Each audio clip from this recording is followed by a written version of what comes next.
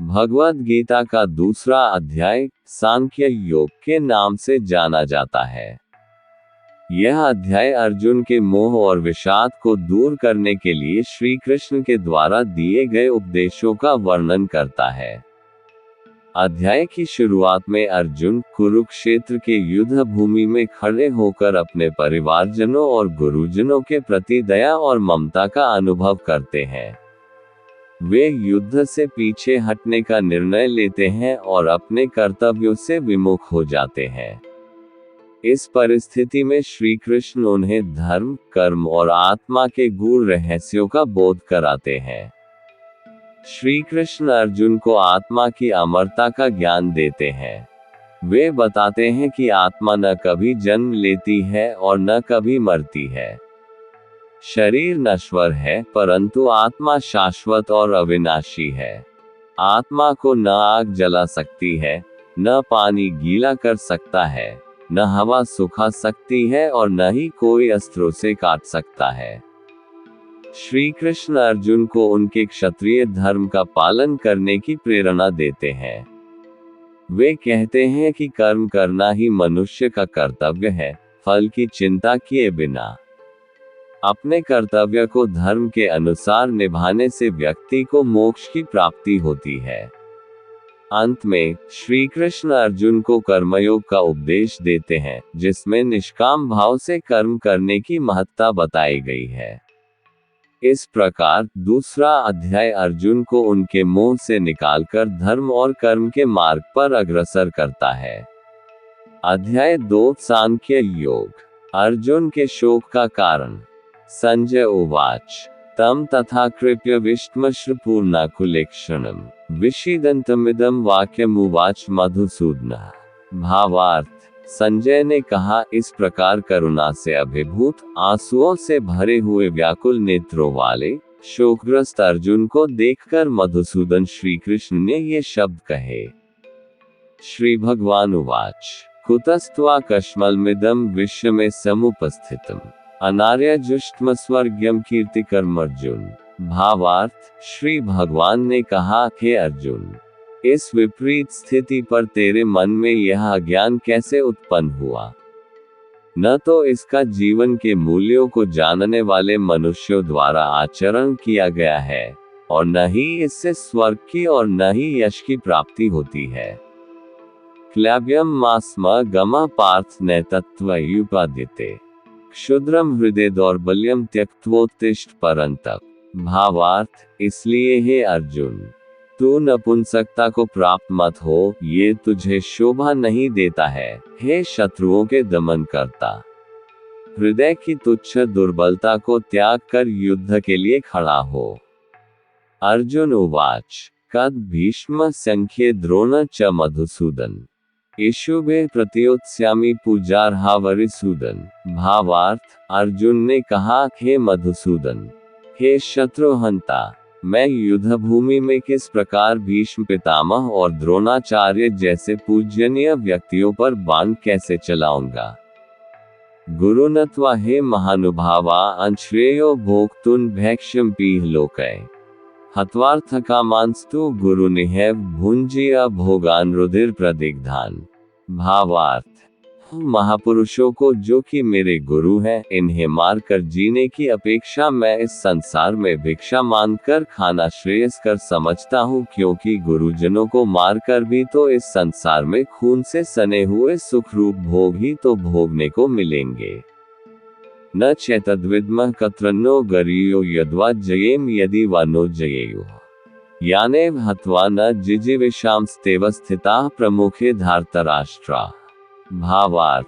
हम ये भी नहीं जानते कि हमारे लिए युद्ध करना श्रेष्ठ है या युद्ध न करना, और यह भी नहीं जानते कि हम जीतेंगे या वे ही जीतेंगे। धृतराष्ट्र के पुत्रों का वध करके हम जीना भी नहीं चाहते, फिर भी वे हमारे सामने युद्ध भूमि में खड़े हैं। कार्पण्य दोषपहता स्वभावः पृच्छामि त्वा धर्म सम्मूर्छिता यच्छ्रेयः स्यानिश्चित ब्रूहि तन्मे शिष्यस्ते शाधि मात्वा प्रपन्नम। भावार्थ। कृपण और दुर्बल स्वभाव के कारण अपने कर्तव्य के विषय में मोहित हुआ, मैं आपसे पूछता हूँ कि वह साधन जो मेरे लिए श्रेयस्कर हो, उसे निश्चित करके कहिए। अब मैं आपका शिष्य हूँ और आपके शरणागत हूँ, कृपया मुझे उपदेश दीजिए। न हे प्रपश्यामि ममापनुद्याद्यच्छोकमुच्छोषणमिन्द्रियाणाम् अवाप्य भूमावस्पत्र मृधम राज्यम सुराणाम्पि चाधिपत्यम। भावार्थ, मुझे कोई साधन नहीं दिखता जो मेरी इंद्रियों के सुखाने वाले शोक को दूर कर सके। स्वर्ग में धन धान्य संपन्न देवताओं के सर्वोच्च इंद्र पद और पृथ्वी पर निष्कंटक राज्य को प्राप्त करके भी मैं उस उपाय को नहीं देखता हूँ। संजय उवाच एवमुक्त्वा हृषिकेशं गुडाकेशः परन्तप न योत्स्य इति गोविंद मुक्त्वा तूष्णी बभूव। भावार्थ, संजय ने कहा, हे राजन, निद्रा को जीतने वाला अर्जुन ने इंद्रियों के स्वामी श्री कृष्ण से कहा, हे गोविंद, मैं युद्ध नहीं करूंगा, और चुप हो गया। तमुवाच ऋषिकेशः प्रहसन्निव भारत सेनयोरुभयो मध्ये विषीदन्तमिदं वचः। भावार्थ, हे भरतवंशी, इस समय दोनों सेनाओं के बीच शोकग्रस्त अर्जुन से इंद्रियों के स्वामी श्री कृष्ण ने हंसते हुए से यह शब्द कहे। सांख्य योग का विषय। श्री भगवान उवाच अशोच्यानन्वशोचस्त्वं प्रज्ञादांश्च भाष्यसे गतासु नक्तासूंश्च नानुशोचन्ति पंडिता। भावार्थ, श्री भगवान ने कहा, हे अर्जुन, तू उनके लिए शोक करता है जो शोक करने योग्य नहीं है और पंडितों की तरह बातें करता है। जो विद्वान होते हैं वे न तो जीवित प्राणी के लिए और न ही मृत प्राणी के लिए शोक करते। न त्वेवाहं जातु नासम न त्वं नेमे जनाधिपा न चैव न भविष्यामः सवे वयं तः परम। भावार्थ, ऐसा कभी नहीं हुआ कि मैं किसी भी समय में नहीं था, या तू नहीं था, अथवा ये समस्त राजा नहीं थे, और न ऐसा ही होगा कि भविष्य में हम सब नहीं रहेंगे। देहिनोऽस्मिन् यथा देहे कौमार यौवन जरा तथा देहांतर प्राप्तिर्धीरस्तत्र न मुह्यति। भावार्थ, जिस प्रकार जीवात्मा इस शरीर में बाल अवस्था से युवा अवस्था और वृद्ध अवस्था को निरंतर अग्रसर होता रहता है, उसी प्रकार जीवात्मा इस शरीर की मृत्यु होने पर दूसरे शरीर में चला जाता है। परिवर्तन से धीर मनुष्य मोह को प्राप्त नहीं होते हैं। मात्रा स्पर्शास्तु कौन्तेय शीतोष्ण सुख दुखदा आगमापैनो नित्यास्तांस्तितिक्षस्व भारत। भावार्थ, हे कुतिपुत्र, सुख दुख को देने वाले विषयों के क्षणिक संयोग तो केवल इंद्रिय बोध से उत्पन्न होने वाले सर्दी तथा गर्मी की ऋतुओं के समान आने जाने वाले हैं। इसलिए हे भरतवंशी, तू अविचल भाव से उनको सहन करने का प्रयत्न कर। यम हे न व्यथयन्त्येते पुरुष पुरुषर्षभ समदुख सुख धीर सोमृतत्वाय कल्पते। भावार्थ, हे पुरुष श्रेष्ठ, जो मनुष्य दुख तथा सुख में कभी विचलित नहीं होता है, दोनों परिस्थितियों में समभाव रखता है, धीर पुरुष निश्चित रूप से मुक्ति के योग्य होता है। नासतो विद्यते भावो नाभावो विद्यते सतः उभयोपि दृष्टोन्तस्त्वनयोस्तत्वदर्शिभिः। भावार्थ, तत्वदर्शियों के द्वारा निष्कर्ष निकाल कर देखा गया है कि असत वस्तु शरीर का कोई अस्तित्व नहीं होता है और सत वस्तु आत्मा में कोई परिवर्तन नहीं होता है। अविनाशी तु तद्विद्धि येन सर्वमिदं ततम् विनाशमव्ययस्यास्य न कश्चित् कर्तुमर्हति। कोष्टक। भावार्थ, जो सभी शरीरों में व्याप्त है उस आत्मा को ही तू अविनाशी समझ, इसको नष्ट करने में कोई भी समर्थ नहीं है। अंतवंत इमे देहा नित्यस्योक्ताः शरीरिणः अनाशिनो प्रमेयस्य तस्माद्युध्यस्व भारत। भावार्थ, इस अविनाशी अमाप नित्य स्वरूप आत्मा के ये सब शरीर नष्ट होने वाले हैं, अतः हे भरतवंशी, तू युद्ध कर। येन वेति हन्तार्यश्चेन मन्यते हतम् उभो तो न विजानीतो नायम हन्ति न हन्यते। भावार्थ, जो इस आत्मा को मारने वाला समझता है तथा जो इसको मरा हुआ समझता है, वे दोनों ही अज्ञानी हैं, क्योंकि यह आत्मा वास्तव में न तो किसी को मारता है और न किसी द्वारा मारा जाता है। न जायते म्रियते व कदाचि न नायं भूत्वा भविता व न भूयः। अजो नित्य शाश्वतोय पुराणो न हन्यते हन्यमाने शरीरे। भावार्थ, यह आत्मा किसी काल में भी न तो जन्म लेता है और न मरता है और न ही जन्म लेगा। यह अजन्मा, नित्य, शाश्वत और पुरातन है। शरीर के मारे जाने पर भी यह नहीं मारा जा सकता है। वेदाविनाशिन नित्यम येन मज्मव्ययम् कत् स पुरुषः पार्थ कम घातयति हन्ति कम। भावार्थ, हे पृथापुत्र, जो मनुष्य इस आत्मा को अविनाशी, शाश्वत, अजन्मा और अव्यय जानता है, वह मनुष्य किसी को कैसे मार सकता है या किसी के द्वारा कैसे मारा जा सकता है। वासांसि जीर्णानि यथा विहाय नवानि गृह्णाति नरोप्राणि तथा शरीरानि विहाय जीर्णान्यन्यानि संयाति नवानि देहि। भावार्थ, जिस प्रकार मनुष्य पुराने वस्त्रों को त्याग कर दूसरे नए वस्त्रों को धारण करता है, उसी प्रकार आत्मा पुराने तथा व्यर्थ के शरीरों को त्याग कर नए शरीरों को धारण करता है। नैन छिन्दन्ति शस्त्राणि नैन दहति पावकः न चैन क्लेदयन्त्यपो न शोषयति मारुतः। भावार्थ, यह आत्मा न तो शस्त्र द्वारा काटा सकता है, न ही आग के द्वारा जलाया जा सकता है, न जल द्वारा भिगोया जा सकता है और न ही वायु द्वारा सुखाया जा सकता है। अच्छेद्योयम दह्योयम अक्लेद्यो शोष्य एव च नित्य सर्वगतः स्थाणुर्लोयस्यनात्मनः। भावार्थ, यह आत्मा न तो तोड़ा जा सकता है, न ही जलाया जा सकता है, न इसे घुलाया जा सकता है और न ही सुखाया जा सकता है।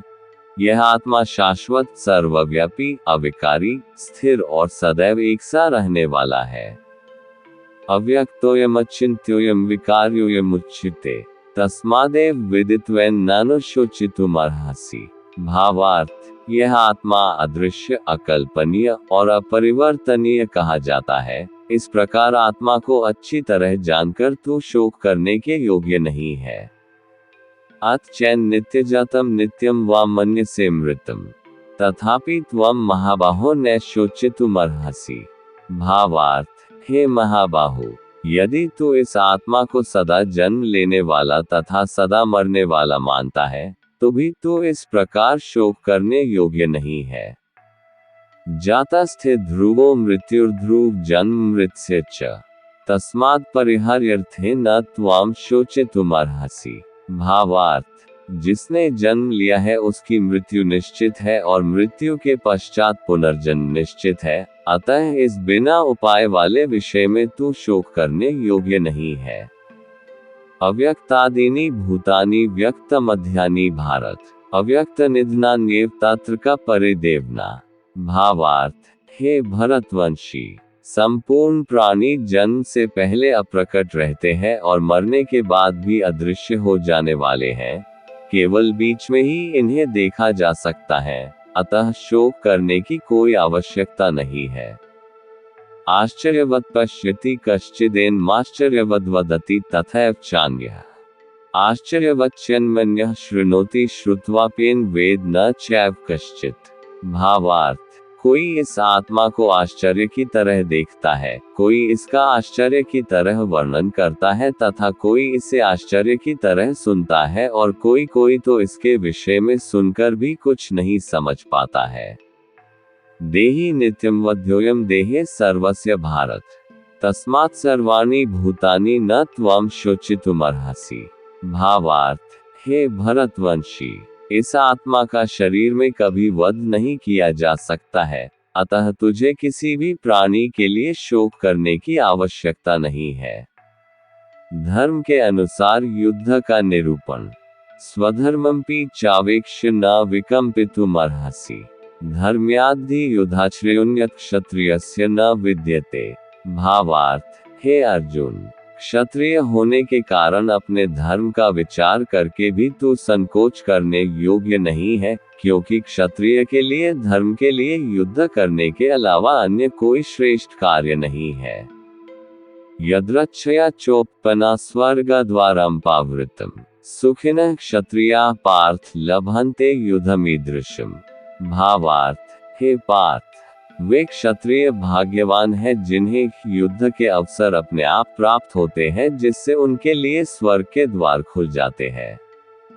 अत चेत्त्वम धर्म्यम संग्राम न करिष्यसि ततः स्वधर्म कीर्तिं च हित्वा पापम वाप्स्यसि।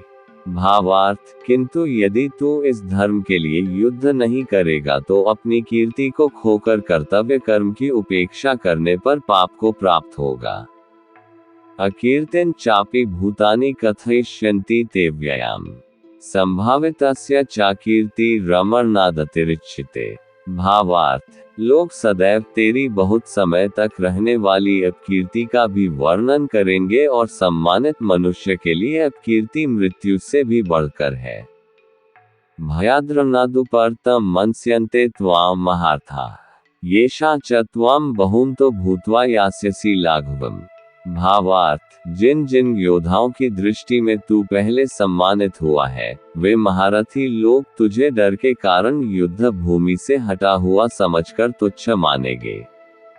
अवाच्यवादांश्च बहून् वदिष्यन्ति तवाहिता निन्दन्तस्तव सामर्थ्यम ततो दुःखर्नु किम्।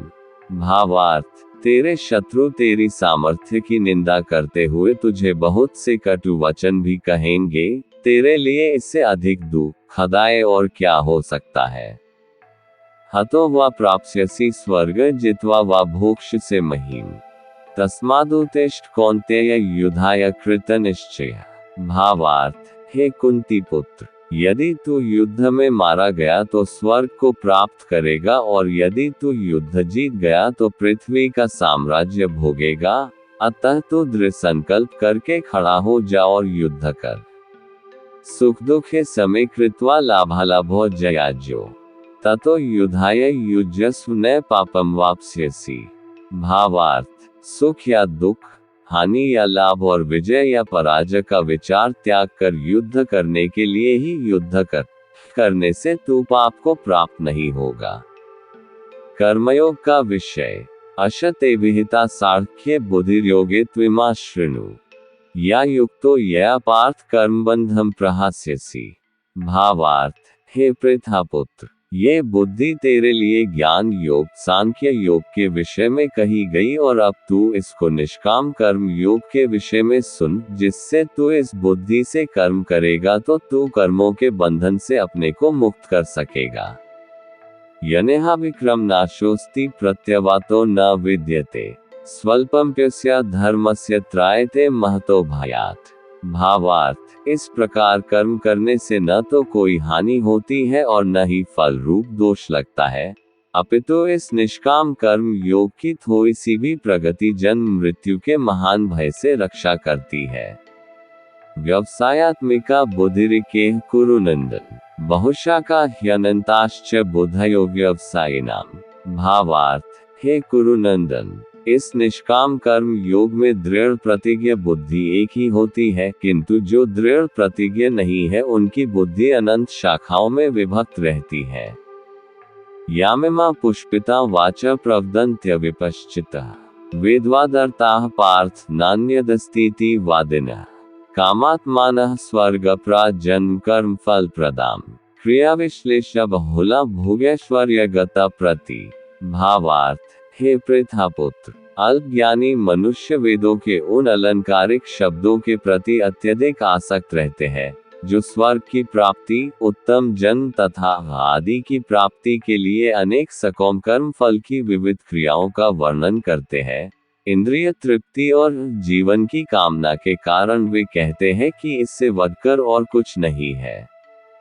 भोगैश्वर्य प्रसक्ताना तया चित्तसाम व्यवसायात्मिका बुद्धि समाधो न विधीयते। भावार्थ, जो मनुष्य इंद्रियों के भोग तथा भौतिक के प्रति आसक्त होने से वस्तुओं से मोहग्रस्त हो जाते हैं, उन मनुष्यों में भगवान के प्रति दृढ़ संकल्पित बुद्धि नहीं होती है। त्रैगुण्य विषया वेदा निस्त्रैगुण्यो भावार्जुन निर्द्वंद्वो नित्य सत्वस्थो निर्योगक्षेम आत्मवान। भावार्थ, हे अर्जुन, वेदों में मुख्य रूप से प्रकृति के तीनों गुणों का वर्णन हुआ है, इसलिए तू इन तीनों गुणों से ऊपर उठ, हर्ष शोक आदि द्वंद्वों से रहित तथा सुरक्षा की सारी चिंताओं से मुक्त आत्मपरायण बन। यावानर्थ उत्पाने सर्वतः संप्लुतके तावान सर्वेषु वेदेषु ब्राह्मणस्य विजानतः। भावार्थ, सभी तरफ से परिपूर्ण जलाशय के प्राप्त हो जाने पर छोटे जलाशय के प्रति मनुष्य का जितना प्रयोजन रहता है, ब्रह्म को तत्व से जानने वाले ब्राह्मण का समस्त वेदों से उतना ही प्रयोजन रह जाता है। कर्मण्येवाधिकारस्ते मा फलेषु कदाचन मा कर्मफल हेतुर्भुर्मा ते संगोस्त्व कर्मणि। भावार्थ, तेरा कर्म करने में ही अधिकार है, उसके फलों में अधिकार नहीं है, इसलिए तू न तो अपने आप को कर्मों के फलों का कारण समझ और कर्म न करने में तेरी आसक्ति भी न हो। योगस्थः कुरु कर्माणि संग त्यक्त्वा धनंजय सिद्धे सिद्धयो समो भूत्वा समत्वम योग उच्यते। भावार्थ, हे धनंजय, तू सफलता तथा विफलता में आसक्ति को त्याग कर समभाव में स्थित हुआ अपना कर्तव्य समझकर कर्म कर, समता ही समत्व बुद्धि योग कहलाती है। दूरेन ह्यवर कर्म बुद्धि योगा धनंजय बुधो शरणमन्विच कृपणा फल हेत्वा। भावार्थ, हे धनंजय, इस समत्व बुद्धि योग के द्वारा समस्त निंदनीय कर्म से दूर रहकर उसी भाव से चेतना परमात्मा की शरण ग्रहण कर, सकौम कर्म के फलों को चाहने वाले मनुष्य अत्यंत कंजूस होते हैं। बुद्धियुक्तो जहाति उभे सुकृता दुष्कृते तस्माद् योगाय युज्यस्व योगा कर्मसु कौशलम। भावार्थ, समत्व बुद्धि योग के द्वारा मनुष्य इसी जीवन में अपने आप को पुण्य और पाप कर्मों से मुक्त कर लेता है। अतः तो इसी योग में लग जा, क्योंकि इसी योग के द्वारा ही सभी कार्य कुशलता पूर्वक पूर्ण होते हैं। कर्मजं बुद्धियुक्ताः फल त्यक्त्वा मनीषिणः जन्मबन्धविनिर्मुक्ताः पादं गच्छन्त्यनाम्यम्। भावार्थ, इस समत्व बुद्धि योग से ऋषि मुनि तथा भक्त सकौम कर्मों से उत्पन्न होने वाले फलों को त्याग कर जन्म मृत्यु के बंधन से मुक्त होकर परम पद को प्राप्त हो जाते हैं।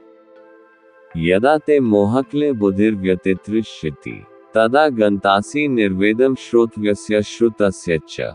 भावार्थ, जिस समय में तेरी बुद्धि मोह रूपी दलदल को भली भांति पार कर जाएगी, उस समय तू सुने हुए और सुनने योग्य सभी भोगों से विरक्ति को प्राप्त हो जाएगा।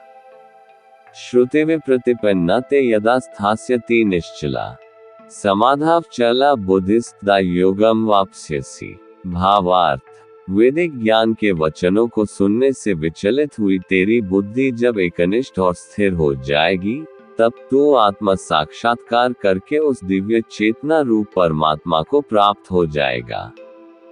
स्थिर प्रज्ञ पुरुष के लक्षण। अर्जुन उवाच स्थित प्रज्ञस्य का भाषा समाधिस्थस्य केशव स्थिति किम प्रभाषेत किमासीत व्रजेत किम। भावार्थ, अर्जुन ने कहा, हे केशव, अध्यात्म में लीन स्थिर बुद्धि वाले मनुष्य का क्या लक्षण है? वह स्थिर बुद्धि मनुष्य कैसे बोलता है, किस तरह बैठता है और किस प्रकार चलता है? श्री भगवान उवाच प्रजहाति यदा कामान सर्वान् पार्थ मनोक्तान् आत्मैवात्मना तुष्टः स्थितप्रज्ञस्तदुच्यते। भावार्थ, श्री भगवान ने कहा, हे पार्थ, जब मनुष्य मनोरथ से उत्पन्न होने वाली इंद्रिय तृप्ति की सभी प्रकार की कामनाओं परित्याग कर देता है, जब विशुद्ध हुआ उसका मन आत्मा में ही संतोष प्राप्त करता है, तब वह मनुष्य विशुद्ध चेतना में स्थित प्रज्ञ कहा जाता है। दुखेष्वनुद्विग्नं न सुखेषु विगतस्पृहः वितराग भय क्रोधः स्थितिर्मुनिरुच्यते। भावार्थ, दुखों की प्राप्ति होने पर जिसका मन विचलित नहीं होता है, सुखों की प्राप्ति की इच्छा नहीं रखता है, जो आसक्ति, भय तथा क्रोध से मुक्त है, ऐसा स्थिर मन वाला मुनि कहा जाता है। यह सर्वत्रान्विस्नेहस्तत्प्राप्य शुभाशुभम नाभिनन्दति न द्वेष्टि तस्य प्रज्ञा प्रतिष्ठिता।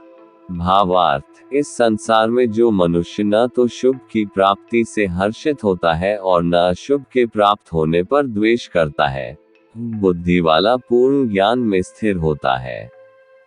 यदा संहर्ते चायं कूर्मोऽन्गनीव सर्वस्य इंद्रियाणीन्द्रियार्थेभ्यस्तस्य प्रज्ञा प्रतिष्ठिता।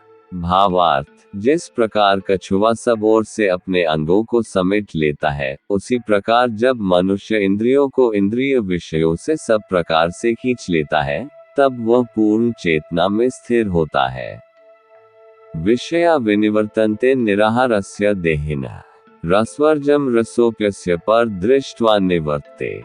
भावार्थ, इंद्रियों द्वारा विषयों को ग्रहण न करने वाले मनुष्य के विषय तो मिट जाते हैं, परंतु उनमें रहने वाली आसक्ति बनी रहती है। स्थिर बुद्धि वाले मनुष्य की आसक्ति भी परमात्मा का साक्षात्कार करके मिट जाती है। यततो ह्यपि कौन्तेय पुरुषस्य विपश्चितः इंद्रियाणि प्रमाथीनि हरन्ति प्रसभ मनः। भावार्थ, हे अर्जुन, इंद्रियां इतनी प्रबल तथा वेगवान है कि जो मनुष्य इंद्रियों को वश में करने का प्रयत्न करता है, उस विवेकी मनुष्य के मन को भी बलपूर्वक हर लेती है। तानि सर्वाणि संयम्य युक्त आसीत् मत्परः वशे हि यस्येन्द्रियाणि तस्य प्रज्ञा प्रतिष्ठिता। भावार्थ, जो मनुष्य इंद्रियों को पूर्णतया वश में रखते हुए अपनी चेतना को मुझ में स्थिर कर देता है, वही मनुष्य स्थिर बुद्धि वाला कहलाता है। ध्यायतो विषय पुंसः संगस्तेषुपजायते संगात् संजायते कामः कामात् क्रोधोऽभिजायते।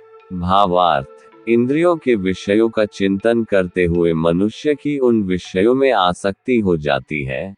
आसक्ति से उन विषयों की कामना उत्पन्न होती है और कामना में विघ्न पड़ने से क्रोध उत्पन्न होता है। क्रोधात् भवति सम्मोहः सम्मोहात् स्मृति विभ्रमः स्मृतिभ्रंशात् बुद्धिनाशो बुद्धिनाशात् प्रणश्यति। भावार्थ, क्रोध से अत्यंत पूर्ण मोह उत्पन्न होता है, मोह से स्मरण शक्ति में भ्रम उत्पन्न होता है, स्मरण शक्ति में भ्रम हो जाने से बुद्धि नष्ट हो जाती है और बुद्धि के नष्ट होने से मनुष्य का अधोपतन हो जाता है। रागद्वेषवियुक्तस्तु विषयानिन्द्रियश्चरन् आत्मवश्यैर्विधेयात्मा प्रसादमधिगच्छति। भावार्थ, किंतु सभी राग द्वेष से मुक्त रहने वाला मनुष्य अपनी इंद्रियों के संयम द्वारा मन को वश करके भगवान की पूर्ण कृपा प्राप्त कर सकता है। प्रसादे सर्वदुःखानां हानिरस्योपजायते प्रसन्नचेतसो ह्याशु बुद्धेः पर्यवतिष्ठते। भावार्थ, इस प्रकार भगवान की कृपा प्राप्त होने से संपूर्ण दुखों का अंत हो जाता है, तब उस प्रसन्नचित मन वाले मनुष्य की बुद्धि शीघ्र ही एक परमात्मा में पूर्ण रूप से स्थिर हो जाती है। नास्ति बुद्धिर्युक्तस्य न चायुक्तस्य भावना न चाभावयतः शांतिर्शान्तस्य कुतः सुखम। भावार्थ, जिस मनुष्य की इंद्रियां वश में नहीं होती है, उस मनुष्य की न तो बुद्धि स्थिर होती है, न मन स्थिर होता है और न ही शांति प्राप्त होती है। उस शांति रहित मनुष्य को सुख किस प्रकार संभव है। इंद्रियाणा हे चरता यन्मनोनुविधीयते तदस्य हरति प्रज्ञा वायुर्नावमिवाम्भसि।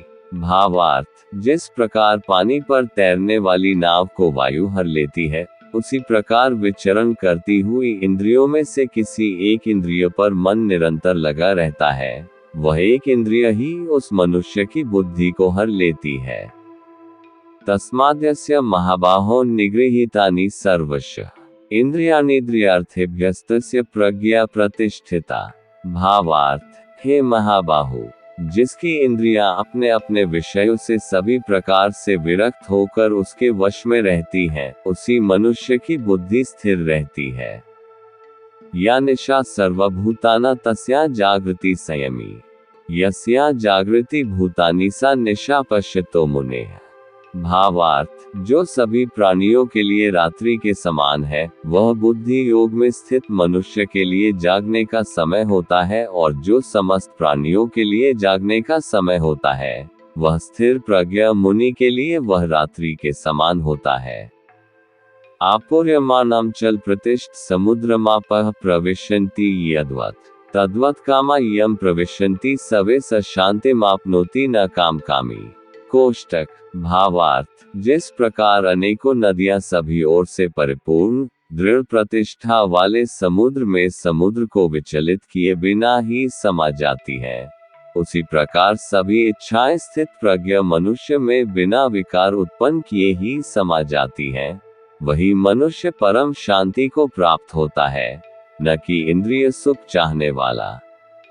विहाय कामान्यः सर्वान् पुमांश्चरति निःस्पृहः निर्ममो निरहंकारः स शांतिम् अधिगच्छति। भावार्थ, जो मनुष्य समस्त भौतिक कामनाओं का परित्याग कर इच्छा रहित, ममता रहित और अहंकार रहित रहता है, वही परम शांति को प्राप्त कर सकता है।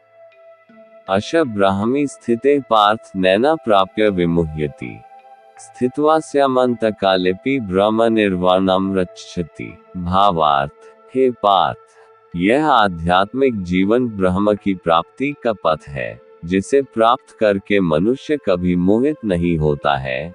यदि कोई जीवन के अंतिम समय में भी इस पथ पर स्थिति हो जाता है, तब भी वह भगवद प्राप्ति करता है।